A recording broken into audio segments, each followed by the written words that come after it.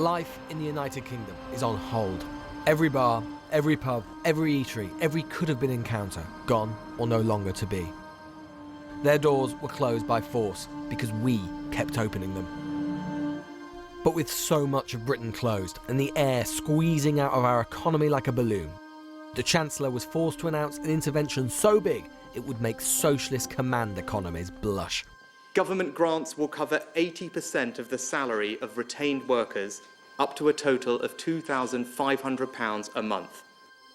That wasn't all. Alongside the coronavirus job retention scheme, the Chancellor deferred the next quarter of VAT payments for businesses, increased universal credit by £1,000 a year until 2021, and changed the rules so now a self-employed person can access universal credit at a rate equivalent to statutory sick pay for employees. Earlier in the week, Tory backbenchers were urging the Chancellor to act. For the most part, they're happy tonight. I strongly welcome the Chancellor's proposal today.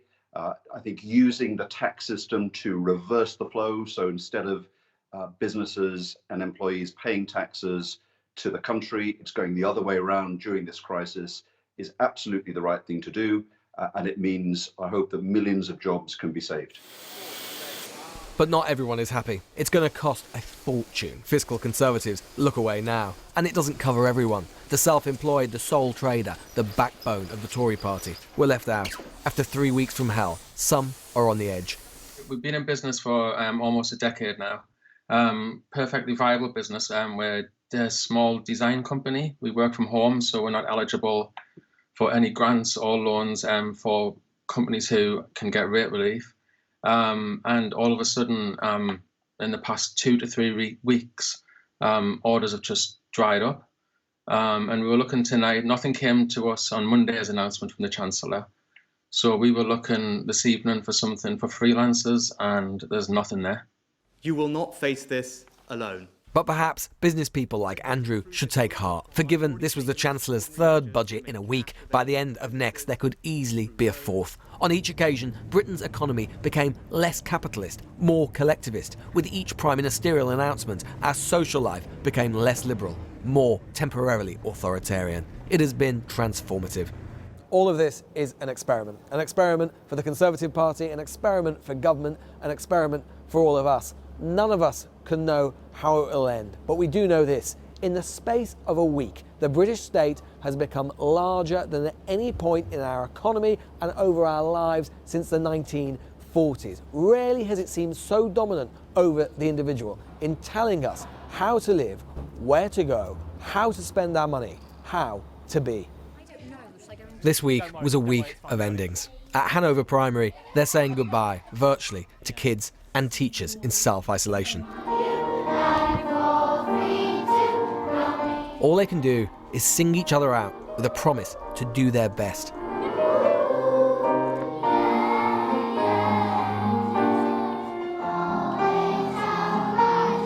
They say COVID-19 is like a war. In some ways it is. It has a cost, the red ink in the exchequer. It has casualties, the bodies in the hospitals.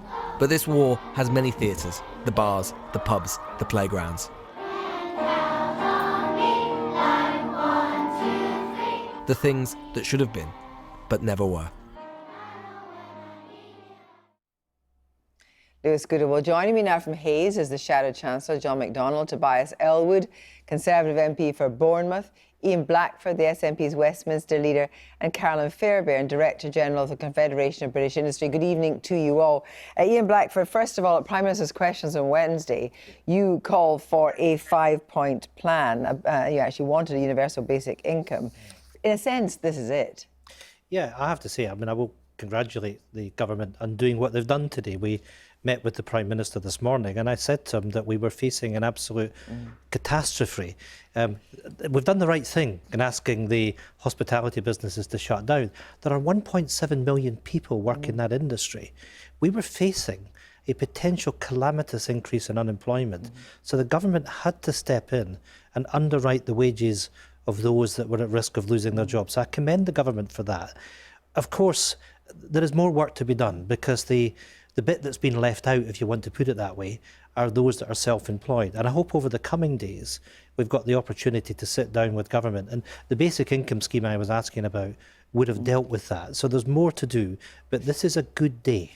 A good day, and does it herald the idea, if not formally, a government essentially of national unity? Well, we've all said, and I think the other parties have all said as well. We're no longer for campaign for independence this year. For example, this has taken a back seat over the coronavirus. This is the biggest fight that any of us have ever faced. And there's an obligation of all of us to work together. We've said that the devolved administrations have worked with the government in London here as well. And the commitment that I've given is that we will work collectively. We need to make sure that we protect our citizens from this virus, and we need to make sure that we've got an economy that is fit for purpose when we come out the back end of this. John McDonnell, would you sign up to the idea that essentially we are not in adversarial times anymore? There's a different kind of politics that people are actually looking for to get us through, and this is a good start. We've said all the way from the beginning of the outbreak of this coronavirus, we've said we will work with the government and we will support the government. We will point out where the government needs to go further and we'll advise the government accordingly. And I welcome the package today because it's the package to a certain extent, that certainly the direction that we've been calling for the last 2.5 to 3 weeks. There are things that need to be done, though. I do welcome it, and I congratulate those people who've been working on it as well. You've got Carolyn there from the CBI, the TUC, the trade unions coming together to persuade the government that they had to act fast and big. But there are areas that are missing, and I'm hoping over this next week we'll get another package which does exactly as Ian says, tackles this issue of the self-employed. 5 million people out there aren't covered by this. Yes, the sick and there's a pay critical... is still so low. But yes, but by and large, a good day in terms of direction of travel, you'd say. I think we're forced to shift in the direction of travel. It's the right direction, but it's not going far enough yet. But let me put that and to we Carolyn. think that if we can push that bit further. Carolyn, Fairbairn, let me put that to you, that actually this does leave out 15% of workers, 15%, the gig economy, self-employed people who are going to get benefits and nothing else. These are people who have paid their taxes, who've paid into the system, and all they're going to get is benefits. This does not send the right signal from the man that actually wants to help the people, as it were, that need it most, as it were, on the red wall. So, Kirsty, I mean, there are other problems to solve, but that must not take away from the fact that this is an absolute breakthrough day. It really is. I've been inundated with calls tonight from businesses overwhelmed with relief that they are able to keep their people in their businesses, paid and in employment at this incredibly difficult time. This is absolutely globally world leading. We've had our civil servants, our brilliant civil servants, working through the night all of this week to come up with an absolutely extraordinary package. It's not the end of the story, but it is an extraordinary moment, and the relief and the determination. I've had a number of businesses saying to me today, the economic fight back starts here right now. So, Tobias, Ellwood, on that basis, from what you've heard, and you've obviously heard Lewis Goodall say, well, it was only Rishi Sunak's third budget, there'll be another one anyway very soon. How are you going to deal with the gig economy, with all these freelancers, right across, for example, the creative industries, which we're going to talk about later, all the self-employed people who are still out on a limb?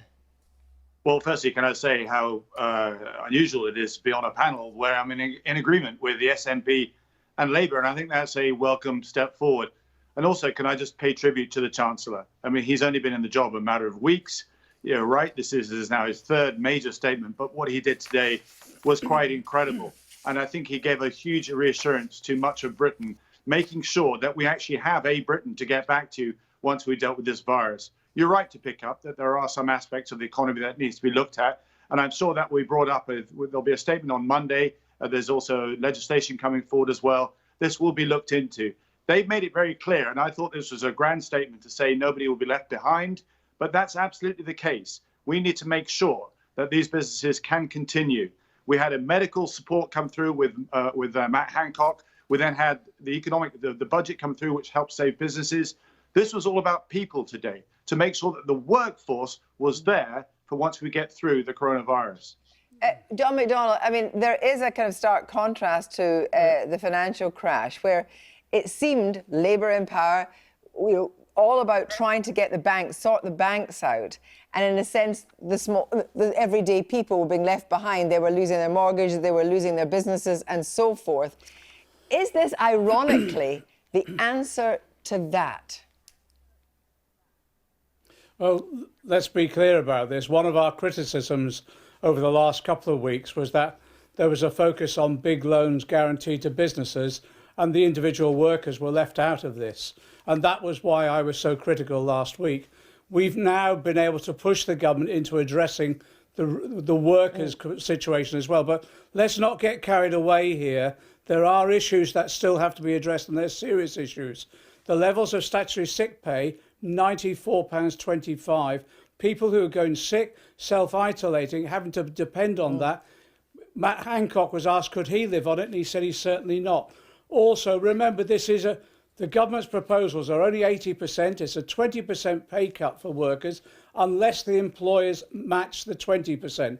I'm urging the employers to do that. I think it should have been a condition. But also there's been no increase in job seekers allowance or carers allowance or ESA for disabled people. So people are still living on very low benefits. There's a lot further this government has got to go. I welcome this shift in direction, but we've got to go further. Well, what about that, Carolyn Fairbairn? Do you think that practically every business will be able to sign up to the 20%? I think many businesses will try and do that. Their first priority has been people throughout this. But I have to say also, this is incredibly tough times. Their cash flow and staying in business is going to matter too. So it will be business by business, but I'm absolutely sure that they will try and do it.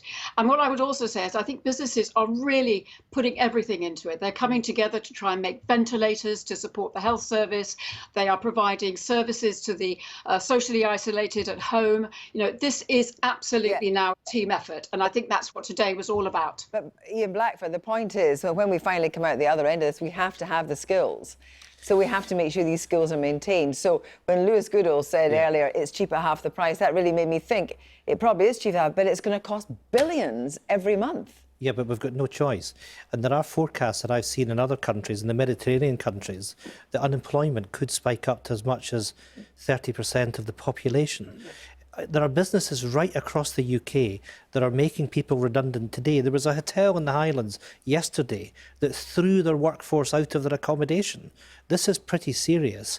Time was running out and the government had to act today. That's why this is so critical. We could have been facing millions of people, this is not an exaggeration, millions of people unemployed. You think about the 1.7 million in hospitality. How many of them would have been in jobs in a month's time? But this would have spiralled out of control. So we've stopped that. And John is right. Now we have to deal with those that haven't been included in this, and that's where we will work constructively across party and with the government to make sure that we deal with the self-employed. Because that 20% is very important. You're going to have mortgage breaks. You're going to have rent stops as well. People have still got to have somewhere to stay and feed themselves and look after their children who are probably going to be at home. People need cash.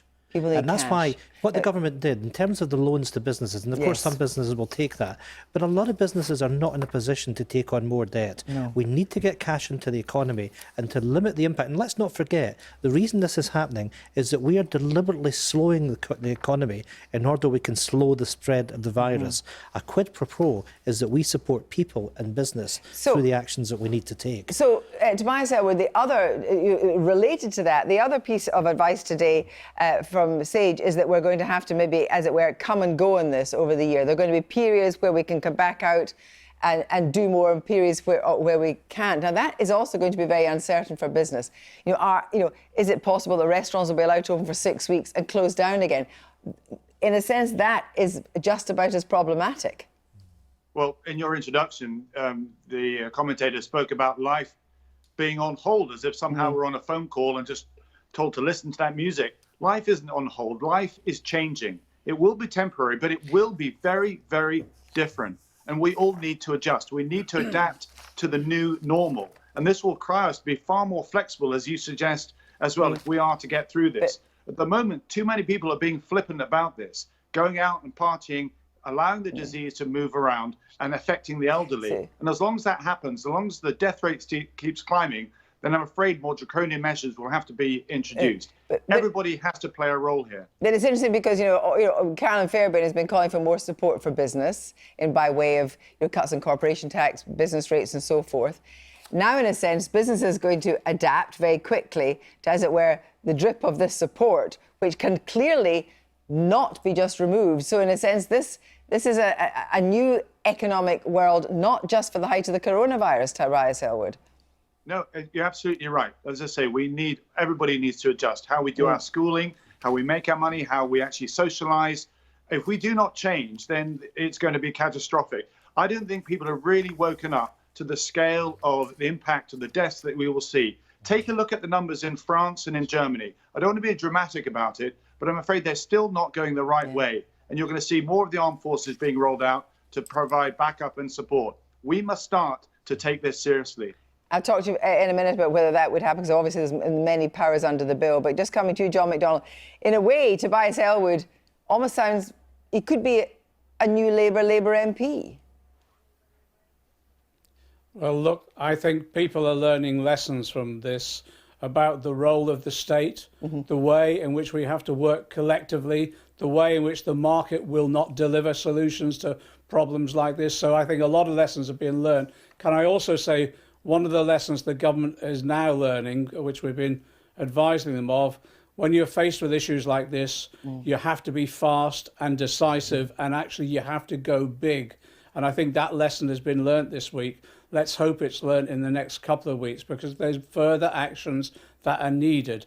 And I also say this, that if anything good comes out of this tragedy of this virus, it is a lesson, I think, about how we need to invest in our public services permanently and have a fair taxation system to enable that to happen. But of course, Carolyn Fairbairn, first and foremost, right now we're going to be in recession, obviously. Well, let's just keep going in terms of coping with where we are right now. I think the innovation that we're going to see, the ways that people can work differently, let's not go there right now. What we have in place today is a package of measures that's going to keep people in employment. It's going to keep them able to stay in their livelihoods, and I think that's the goal right now. Well, we've lost Tobias Ellwood, but I want to put this to you, Ian Blackford, that there's a whole range of measures that are in that bill that we are not having to use at the moment. As we know, in other countries, the military out to enforce lockdown and so forth, that would not be what would be wanted. But do you think, in a sense, this acts as a sweetener, I don't mean that in a flip way, to stop the idea of social unrest? We're going to take everything, we're taking everything away from people that they enjoy doing. If they had no money as well, it would be a disaster. Yes, and that could have happened. I mean, the Irish have warned that unemployment there could rise to 400,000. It would have meant in the UK 4.5 million people if that forecast was right. That would risk social cohesion in the United Kingdom. So we've needed to do what we've done today. We are going to go through a difficult time, and people have to get the message, I'm afraid, that social isolation has to take place. There is a real risk about the growth of this virus. All of us have a responsibility individually and collectively. We need to stop unnecessary travelling. We really need to take this with the utmost seriousness if the NHS has got the capacity to deal with what they're going to face over the coming weeks and months. Thank you all very much indeed.